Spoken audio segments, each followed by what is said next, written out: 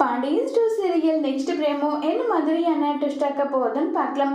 சக்திவேல் கிட்ட முத்துவேல் இதுக்கு மேல இந்த விஷயத்துல எந்த ஒரு சாக்ரிஃபைஸ் எந்த ஒரு காம்ப்ரமைஸ் இது எதுவுமே இருக்கக்கூடாது நல்லா சொல்லி ரொம்பவே கோவப்பட்டு பேசுறாங்க.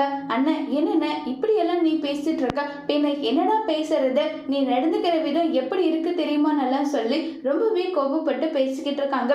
உடனே குமாரி கிட்ட பாட்டி இங்க பாருடா குமாரு, நீ இனி எந்த ஒரு தப்பும் பண்ண மாட்டேன், இனி அரசி பக்கம் கூட போக மாட்டேன்னு சொல்லிட்டு உன் அப்பா மேல சத்தியம் பண்ணுன்னு சொல்லி காந்திமதி சொல்றாங்க. உடனே குமார் யோசிச்சுட்டே இருக்காங்க, என்னடா சத்தியம் பண்ண மாட்டியான்னு சொன்னதும் உடனே சக்திவேல் மேல குமார் இனி அரசியை பார்க்க மாட்டேன், அரசியை பார்த்தாலும் இனி அவகிட்ட பேச மாட்டேன்னு சொல்லிட்டு சத்தியம் பண்றாங்க. உடனே இவ்வளவுதான், என் பொண்ணால நிம்மதியா சந்தோஷமா கூட இருக்க முடியல, ஒவ்வொருத்தரால ஒவ்வொரு பிரச்சனை வந்துகிட்டே இருக்கேன்னு சொல்லி ரொம்பவே வருத்தப்பட்டும் ஃபீல் பண்ணியும் பேசிக்கிட்டு இருக்காங்க. இதை நினைச்சு ரொம்பவே வருத்தத்திலையும் இருக்காங்க. அடுத்ததா இப்ப நம்ம பாண்டியனை காட்டுறாங்க. பாண்டியன் வெளியே எழுந்து போறாங்க.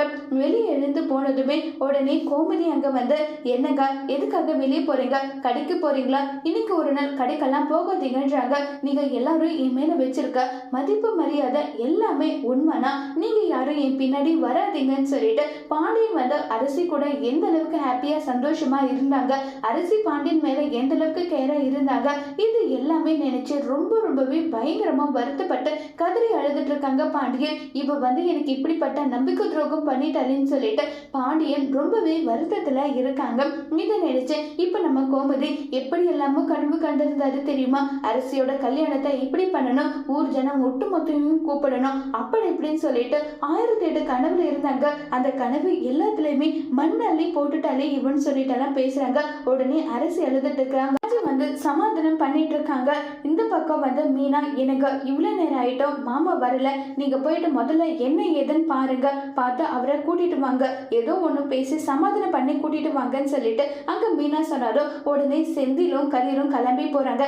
சரவணன் நானும் வரேன்றாங்க. இங்க ஒரு ஆம்பளைங்களாவது இருக்கணும், அதனால நீங்க இருடா, நாங்க போயிட்டு என்ன ஏதுன்னு பாக்குறோம் சொல்லிட்டு பாண்டியனை தேடி செந்திலும் கதிர் பழனி 3 பேரும் போயிருக்காங்க. இப்ப பாண்டியனுக்கு என்ன நிலைமை நடக்க போகுது, இதை எப்படி கதிர் செந்தில் சரவணன் காப்பாற்ற போறாங்கிறத வரப்போற எபிசோட்ல வெயிட் பண்ணி பார்க்கலாம். தேங்க்யூ.